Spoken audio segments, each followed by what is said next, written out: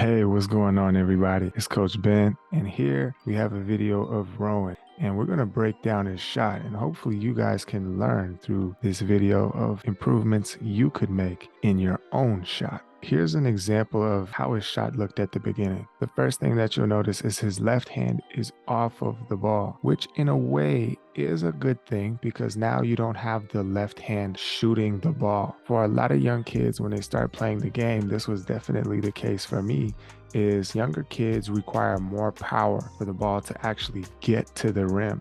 And so they'll start to use their left hand for assistance. The problem with that, however, there's a lot of potential for our left hand negatively affecting the accuracy of our shot, because now that's just another component that could flick off the ball a little bit to the left or flick off the ball to a little bit to the right.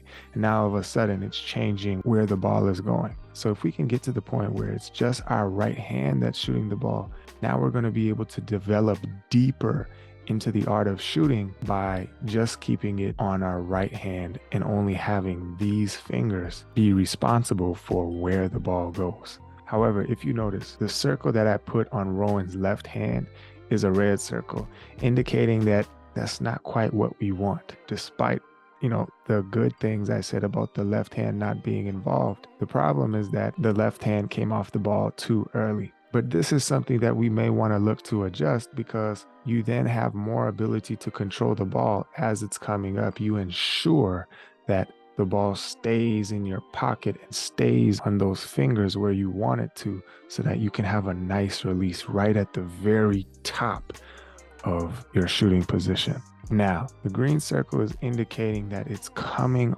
off these two fingers. We want to strive for the ball to come off these two fingers because it's connected to the strongest muscles in our forearm. And so when we get used to this motion, shooting it off the peace sign, then it gives us more ability to produce more force, so that when we get to the three-point line, we get further from the basket, we're going to have a lot more ability to hit our target from deep.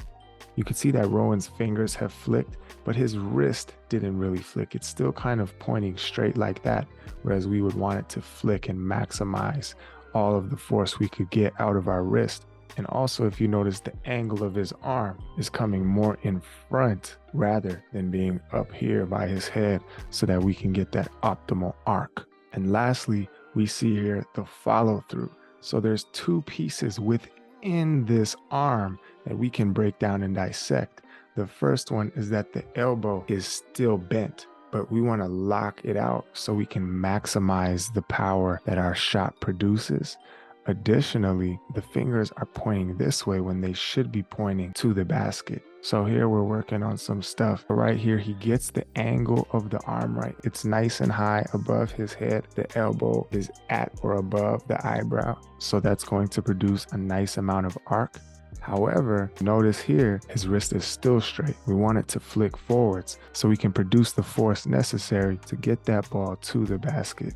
Once we introduce the ball, however, the form can start to deteriorate because the players are more focused on their natural patterns and what they feel internally is required of them in order to get the ball to the basket. So whenever you're trying to change things that you're doing over and over again, whenever you're trying to create new neural circuitry or new neural pathways to change a behavior, it's going to take some time. It's going to take focus, repetition, patience, and sticking with it, but it will pay off big time in the end. So here there's a red circle around his arm, basically indicating that the arm is too much in front, and rather we would want it to come up high. We want the arm to be in the oval right here. Funny enough, the end of his shot, he gets that arm up above his head. He gets that elbow to the eyebrow, but it's too late. It's not really affecting the shot. Right here, still working on the same stuff, trying to get those details ingrained. And now, after a little bit of talking and a little bit more adjustment, you can start to see a difference. Although the difference is slight, there is starting to be some improvement just in this session alone. We can see that on the left side, the fingers are pointing down more and the wrist is a bit more flicked.